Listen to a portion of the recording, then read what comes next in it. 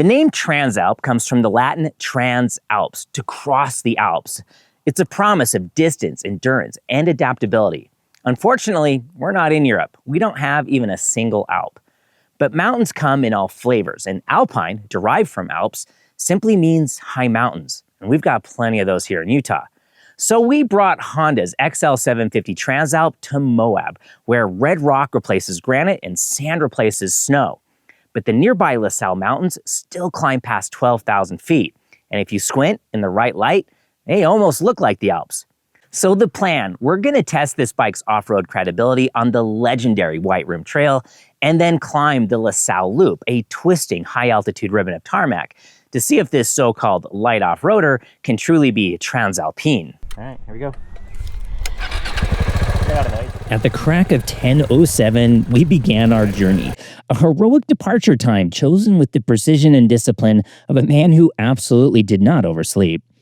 I wouldn't be tackling this epic loop on my own. Longtime CanyonChaser Mike would be coming along in case anything went sideways. Look at that view. Holy cow. There's no way you can see that on camera, but believe you me, it's stunning. The Transalp story actually starts with a 500cc prototype in the early 80s. Honda was testing the idea of a lightweight, rally-inspired bike for real riders. Europe was obsessed with Paris-Dakar, and people wanted a machine that could cross mountains, handle dirt, and European commutes, with occasionally going on holiday to the south of France. The idea became the 1987 XL600V Transalp, a narrow, simple, sweet-handling V-twin with long travel suspension and just enough fairing to say, yeah, I watched Dakar last year. It wasn't a dirt bike pretending to tour or a road bike pretending to do dirt. It was something in the middle, a true crossover long before ADV was a category. Riding in Moab in November, best time to come down here. Other than the days are really short, so we are going to be a little pressed for time. The Transalp's time in America was unbelievably short, almost a rumor. Honda brought the XL600V to the US for just a couple of years at the end of the 80s, and then it vanished. It slipped in, made a quiet impression on a handful of riders who noticed, and disappeared before people even realized it existed. But for those of us who did see it, kids like me watching MacGyver tear around on one, it felt exotic. A bike built for faraway mountain passes and somehow ended up on American soil for a moment. Its rarity here is part of why the name stuck with me. It felt like a secret we weren't supposed to know about, a glimpse of the kind of adventure riding Americans wouldn't fully discover for decades. For the rest of the world, the Transalp grew popular fast and even found its way into police fleets around the world, a quiet sign of how dependable and versatile it really was. But over the years, the platform started to drift. Each generation got a little wider, a little heavier, a little softer. It lost some of the magic that made the original so special, that perfect middle ground between road and dirt, and by the time the XL700V rolled around, it was still a good bike, just not the same idea anymore. Fast forward almost 40 years, and Honda brought the Transalp back. As the pavement slips away, the Transalp settles into its next chapter. The selectable ride modes are simple and straightforward, but there isn't an off-road or adventure setting waiting to be unlocked, just gravel. And that single word ends up fitting the moment perfectly. Well, so far on gravel, it's gravel roading quite well. Even though it feels a little bit like riding on ball bearings. The White Rim Trail is a tidy 100-mile loop that starts with a few civilized miles of pavement before unceremoniously dumping us onto Schaefer Trail and its switchbacks, which look like something a drunken mountain goat scratched into the cliffside. From there, it curls like a pale ribbon around the red heart of Canyonlands, a dusty necklace clasped between sky and river. It clings to a ledge of white sandstone far below the islands in the Sky Mesa and far above the slow green coils of the Colorado and Green Rivers. So you spend the whole journey suspended between worlds. The view you don't get every day. And as the first stones tap the skid plate and the desert swallows the last hint of civilization, there's this quiet moment of wondering just how honest gravel mode really is, and it has me worried about what the bike is actually intended to be capable of. Man, it's just gobsmacked by the beauty, and it's not like this is the first time I've been here. This is insane. The hardest part is you want to look around, and then you hit something that you maybe shouldn't have hit. So what do you get for $1 less than $10,000? Well, the XL750 Transalp uses the clever single-cam 4-valve 755cc parallel twin, churning out over 80 horsepower and 55 torques. In Europe, however, for reasons, you get over 90 horsepower. It tips the scale 1 pound shy of 460 and a seat height of 33.7 inches, or an inch lower seat option is available. It delivers 7.9 inches of front and 7.5 inches of rear suspension travel. Geometry stays balanced with 27 degrees of brake and 4.4 inches of trail, which seems to be the standard for modern adventure bikes. All that comes with the modern TFT dash with Honda's really good road sync system, but not CarPlay integration, at least not yet. You do get self-canceling turn signals, selectable riding modes, and 16,000 miles between valve adjustments. Bike doesn't seem to really care. Screw things. Like, that was not the easiest thing in the world for it. Not a problem. Out here, distance feels different. 100 miles of double track can feel like a small continent. I've done it many times on mountain bikes, dirt bikes, 4x4s, and every time it's a new experience. It's less of a simple loop and more of a slow orbit around a Martian universe. In a poetic sense, but also in a Matt Damon grew potatoes here kind of way. There's no cell service, no help, and aside from the road itself, few signs of human life. Thank you to Zoleo for sponsoring this video. Now, I bring this device on almost every ride because it's the most emotionally stable thing in my jacket. Now, Zoleo is a satellite messenger that keeps your phone connected anywhere. So when you start to panic when you don't have any cell service, it just looks up at the sky and says, "I've got this." Now, I feel proud to work with companies I actually believe in, companies whose gear I already trust before any sponsorship starts. And out there in the real world, you never know what could happen. Maybe nothing, maybe something that starts out as a minor inconvenience and slowly upgrades itself into a full-blown plot twist. And that's why I always bring my Zoleo. I trust this device. So Zoleo links to my phone and chooses the fastest path for every message, whether it's Wi-Fi, cell, or the Iridium satellite network. Now, the SOS button is great, but the check-in button might be the real hero because sometimes things drift off plan and you want to tell someone at home that we're fine and the universe just decided to add some creative tension. Zoleo has its own dedicated SMS number so people can reach me like normal. It pulls in hyperlocal weather when the sky starts making questionable decisions. And it's rugged, dust, water, vibration. It handles it all like a true ADV rider.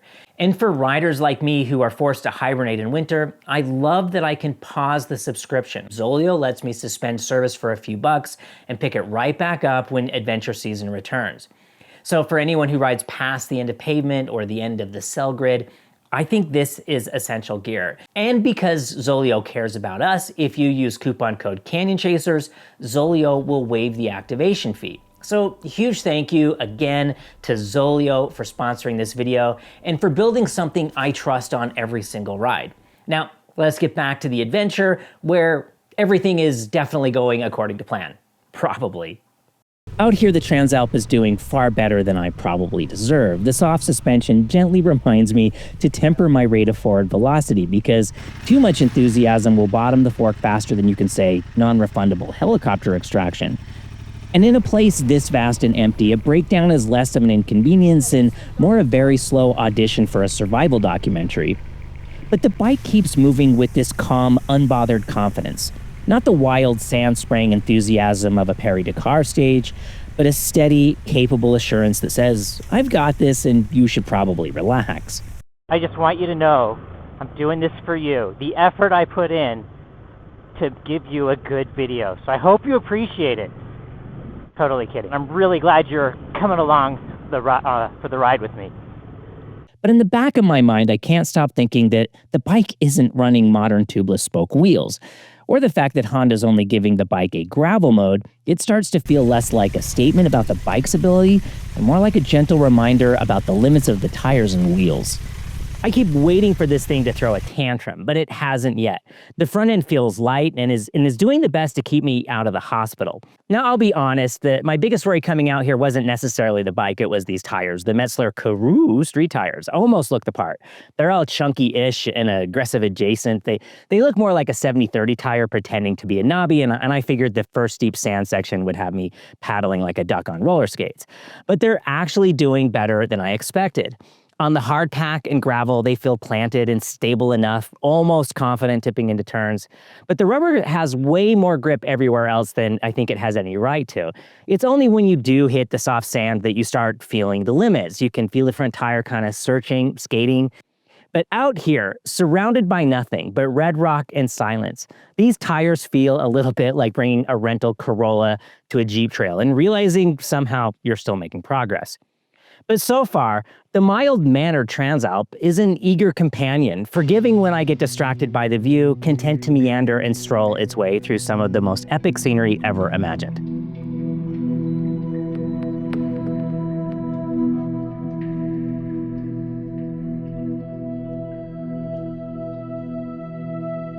So here's why they are called adventure bikes. At the exact halfway point, 50 miles into a 100-mile loop, something came up and hit the front valve stem, and I now have a completely flat front tire with no extra tube to replace it. So I am now riding back the easier route, averaging an incredible 6 miles an hour.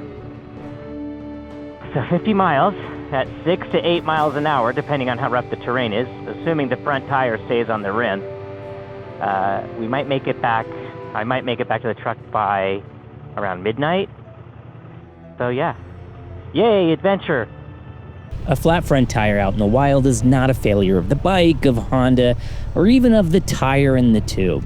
It is simply one of those small, indifferent plot twists that come with leaving pavement and cell service behind.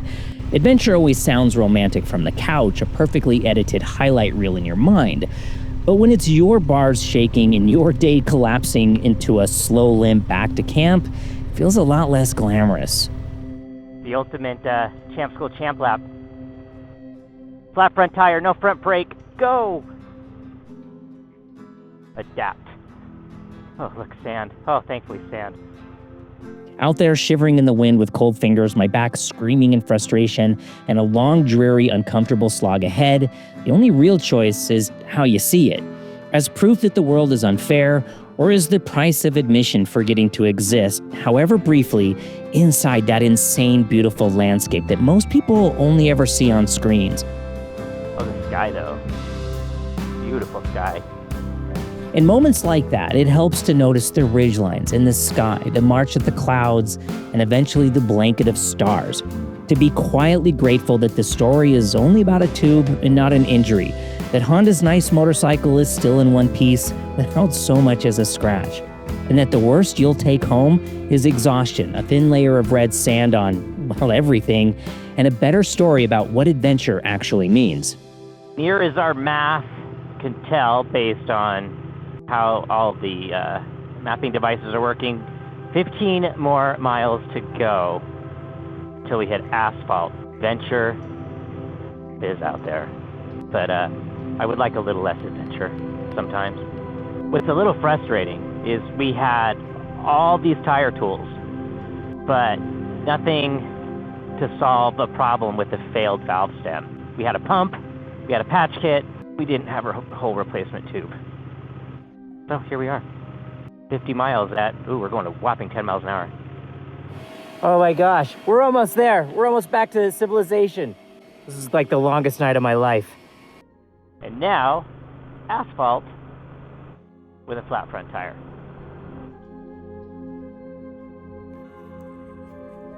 "11 hours, 100 miles, a full half of it on a flat front tire. I can't believe we survived, and this is going to be the sweetest beer I've ever had. Oh my gosh. Adventure. It is out there. Maybe you don't always want it, though. The next morning, the crew at Mad Bro Sports jumped in without hesitation and had us patched up and rolling again. With the bike back in fighting shape, we could finally complete our Transalpine adventure by heading up and over the LaSalle Mountain Loop Road, a proper ribbon of mountain pavement waiting to wash the dust and stress of the white rim right off your shoulders. The contrast of a brand new road compared to the White Rim Trail is a significant difference. And up there in the distance, it's the LaSalle Mountains. Mountains, as we say in Utah. There's no T's in Utah. mountain, 12,000 feet above elevation. And if you squint, it almost looks like an Alp. Up here on the LaSalle Loop, the Transalp's 19-inch front wheel and dirt bike suspension are doing a surprisingly good impression of a sport bike. Quick shifter. It's hard not to be impressed by a bike that can do what we did yesterday and then doing today. It's not razor sharp, but it settles into corners with a confidence that feels way better than it has any right to.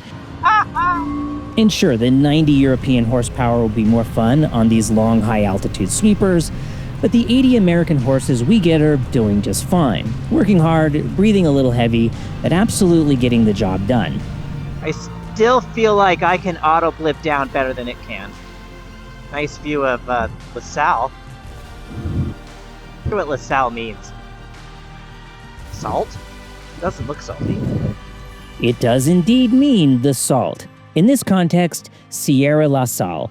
Early Spanish explorers on the Old Spanish Trail gave the range this name, likely because of visible white snow that they associated with salt, and because there are natural salt deposits near the mountains.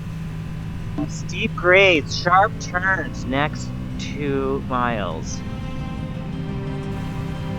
Man, I love this brand new asphalt. When do you get to experience this?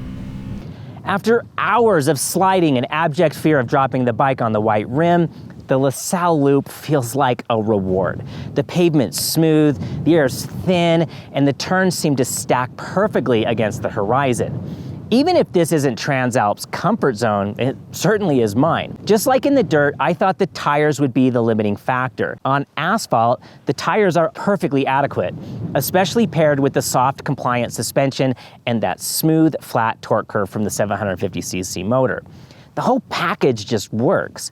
The only surprise up here are the brakes. Those 2-piston calipers that felt great while one finger braking on ball-bearing gravel roads still don't feel totally out of their depth, slowing the bike down into steep downhill switchbacks.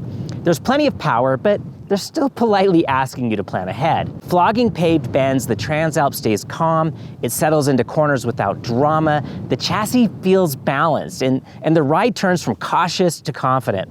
Every mile feels smoother, lighter, and the bike's finally showing what it was built to do. And as the mountains open up and the road unwinds below, it's hard not to think, maybe this is what Honda meant by Transalp. Holy cow, this road. Yeah, stop looking around, Dave. What apex? 2 fingers in the street, Dave. 2 fingers on the front brake on asphalt. Dropping down the backside of the LaSalles, the pines thin out and the cool alpine air gives way to the warm red desert breathing back at us. It's a slow return to reality as the road unwinds and the colors shift from mountain greens to Moab sandstone. There's a little sadness in it, knowing the adventure is starting to taper off, and somewhere in that descent, I can't help wondering if Honda really met the design brief. Does this new Transalp capture the spirit of the original, that go anywhere, cross anything idea it was born from? It's really a tragedy the camera cannot capture how stunningly beautiful that is. For a so-called budget adventure bike, the Transalp doesn't feel built to a price, it feels built with purpose. I mean, nothing here is overspec'd for the sake of a brochure. Every component fits the role it's meant to play, even the brakes and suspension and electronics. They're all balanced, all cohesive. It's the kind of setup that rewards finesse over aggression. The quick shifter deserves a mention too. It's designed for how the bike should be ridden. It's smooth, predictable, and adds just enough polish to the ride without ever feeling intrusive, and it works at mid RPMs. But as I'm taping this, Honda just announced an e-clutch version of this very bike, which is actually really exciting. If it works as well as I think it might, it could make this already approachable machine even more accessible, and I really hope I get a chance to try that iteration sometime in the future. I mean, everything about this bike feels well thought out, well integrated, and unmistakably Honda. The fit and finish are exactly what you'd expect, tidy, durable, and quietly confident. And I'd be lying if I said I wasn't hoping for the red, white, and blue version, because who doesn't want to feel a little Dakar when they roll out of the garage? But this gray with the yellow accents has really grown on me. It looks sharp and understated and perfectly suits what the bike actually is. Now, after riding it through sand and gravel and high alpine pavement, I keep coming back to the same thought. I mean, this bike just works. It's balanced and capable and honest about what it is. And it's an adventure bike that doesn't need to shout about it. But it got me wondering, is there anything this thing can't do?